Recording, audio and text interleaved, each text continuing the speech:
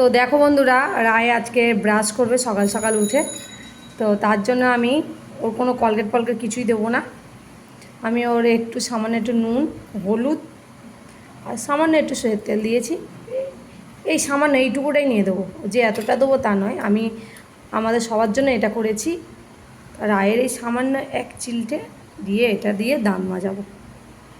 কি মা, তুমি দাঁত মাজবে তো? ধরো। রায় দেখেছো কত খুশি, ও দাঁত মাজবে।